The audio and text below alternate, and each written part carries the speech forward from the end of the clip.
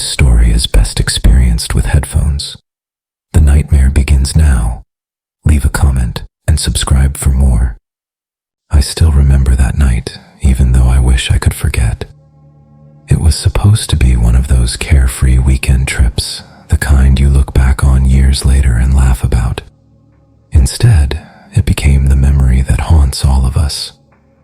There were 4 of us, best friends since high school in Flagstaff, Arizona. The kind of bond that somehow survived college, jobs, breakups, and the slow grind of adulthood. Every year, no matter what, we found time for each other. Daniel was the ringleader. 28, broad-shouldered, a physical therapist at a local clinic. He still carried that same reckless energy from back when he was captain of the football team. He was the guy with last-minute plans, the kind you groaned at first, but always ended up saying yes to in the end. Maya was his balance, 27, an accountant, sharp and grounded, the one who made sure bills got paid and plans didn't fall apart. She and Daniel had been together almost a year, though the push and pull between them went back much further. Maya had a quiet toughness about her, but also a warmth that made her easy to trust. Emily was the light. 26, a nurse just starting her career. She was the bubbly one, always humming, always quick with a smile. Emily was the type who made heavy moments feel lighter, whether you wanted them to or not. And me, Aaron, 27, the quiet one, IT support. The guy who packed too many batteries, too much water, and always double-checked the map. I wasn't the leader or the joker or the glue. I was just steady. Daniel was the one who called that Friday.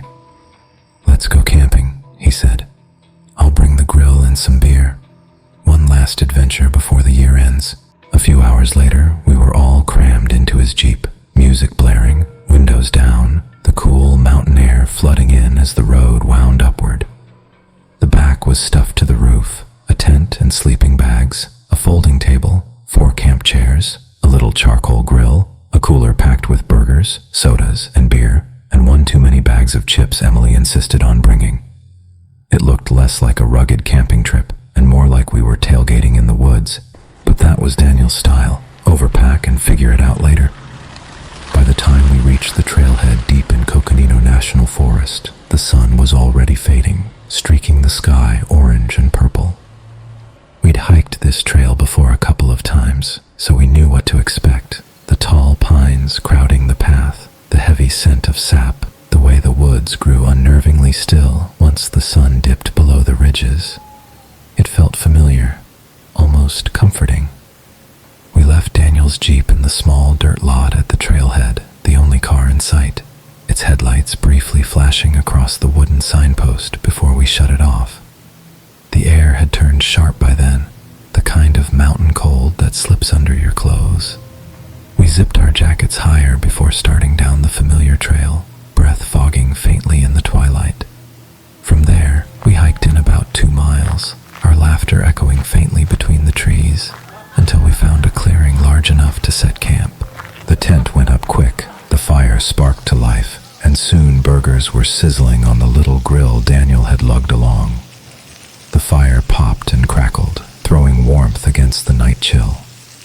I tugged my hoodie tighter, grateful for the heat, while Daniel and Emily joked about whose chair was closest to the flames.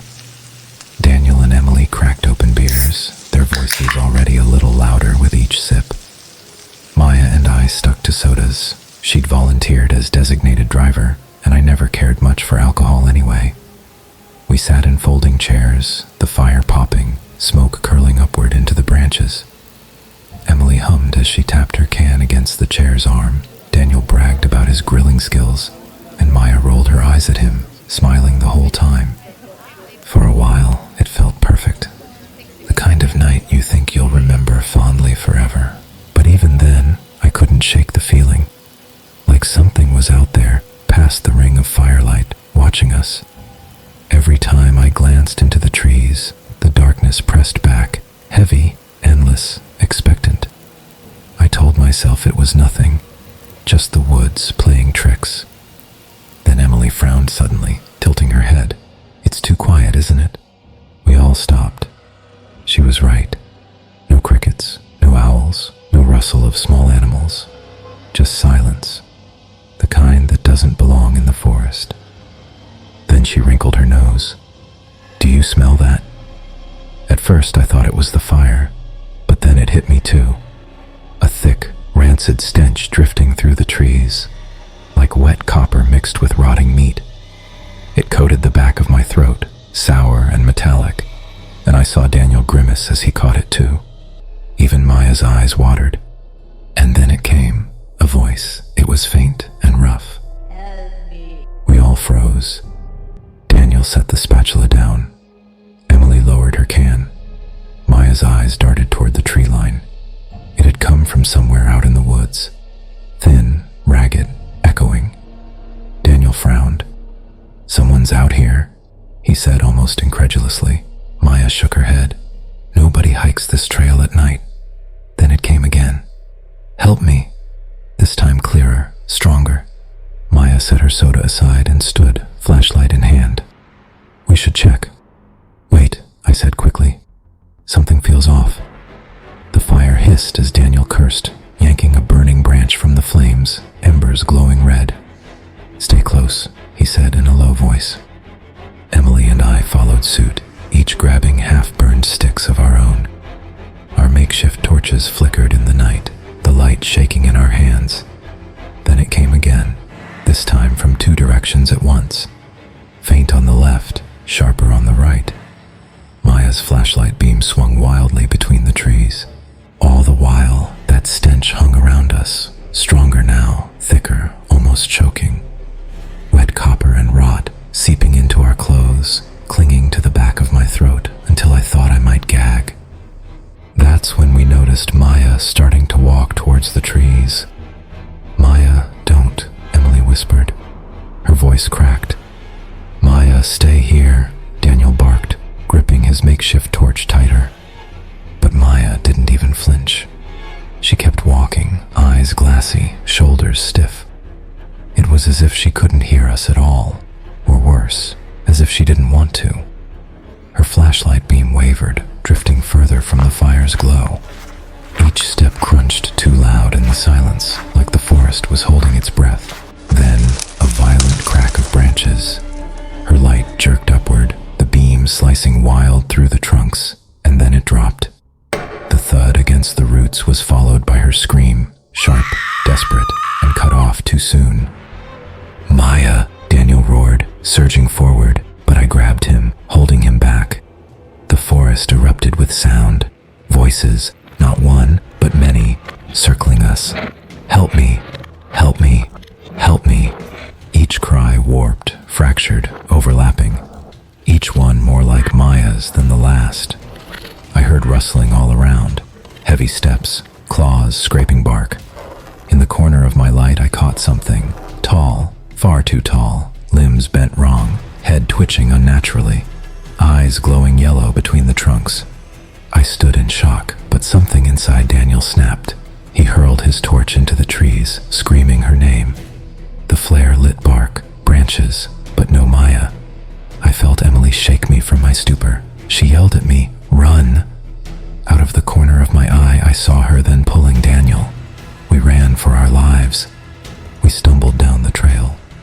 The cold bit at my face as we ran, but I barely felt it over the pounding of my heart. My jacket snagged branches as we tore down the trail, the firelight from our torches flickering wildly against the fog.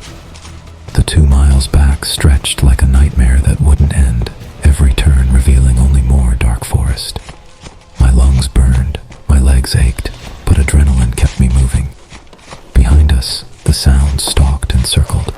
Claws scraping bark, branches snapping, footfalls that rushed close, then pulled back, never striking, always just out of reach, as if teasing us.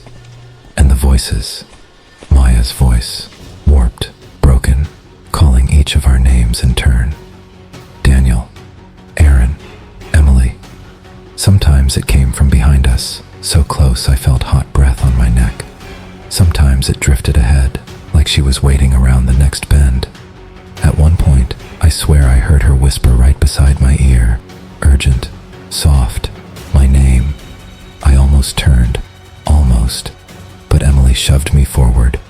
voice sharp with terror. "Don't look." The smell was all around us now, stronger than ever, flooding the trail. Rot and copper, like something dead being dragged just out of sight. It clung to the back of my tongue, and every breath felt like swallowing poison. We ran harder. My heart hammered until I thought it might burst. We knew this trail. We'd hiked it before, joked along it in daylight. But in that moment, it felt endless. Every bend promised the lot and gave us only more dark forest. My lungs burned, my legs screamed, and still we ran, clinging to the one thought that at least we knew the way. Finally, the trees began to thin, and gravel crunched underfoot.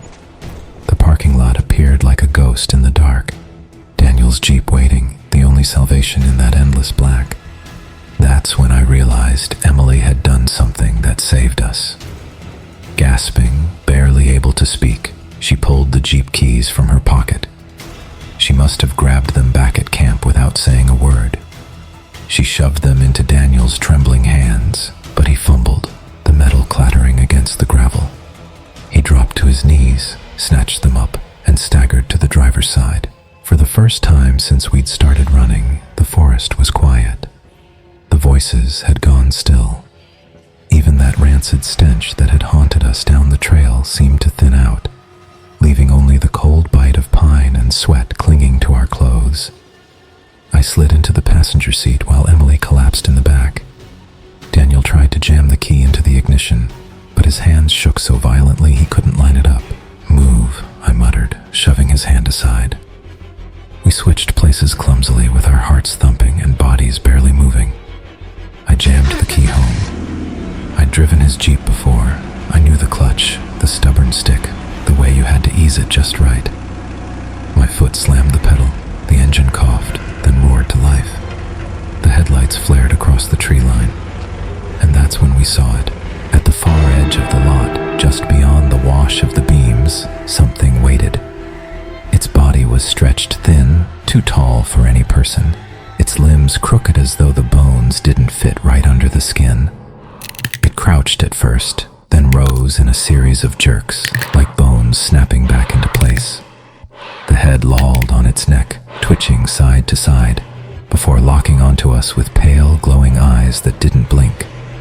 It shuffled closer to the light, long arms dragging, claws scraping the gravel.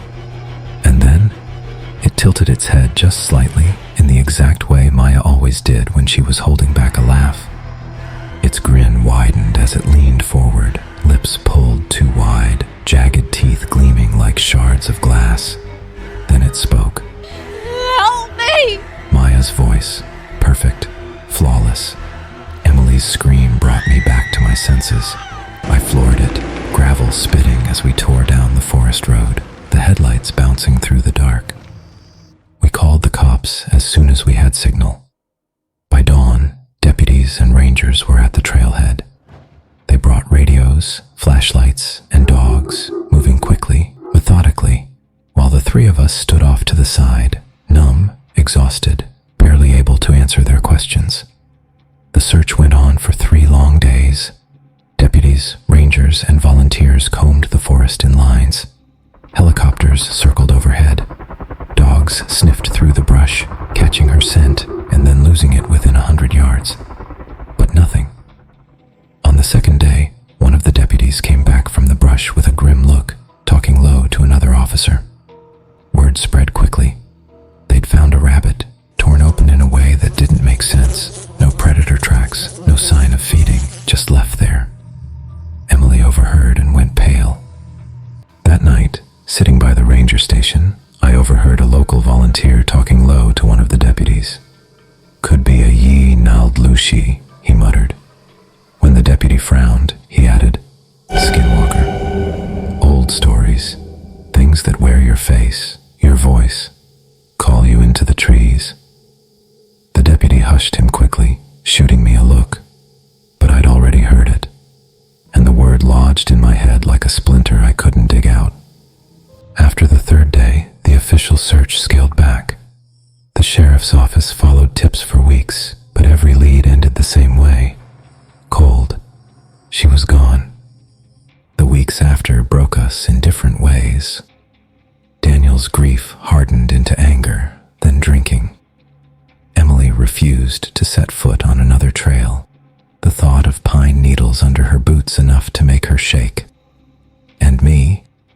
I replayed every second, wondering if I should have grabbed her, shouted louder, done anything to keep her by the fire. It's been 5 years now. Time dulled the shock, but not the weight. Once a year, Daniel and I still meet at the trailhead, leaving something small in the woods where she vanished. A ribbon, a candle, a memory. Emily never comes with us. We don't blame her. We always go in daylight, and we never stay long. The silence there feels too much like that night. And sometimes, in the quiet, I still hear it. Not in dreams, not in memory, but right there in the stillness. That same plea, that same voice. Help me! And every time, I wonder if it's really her.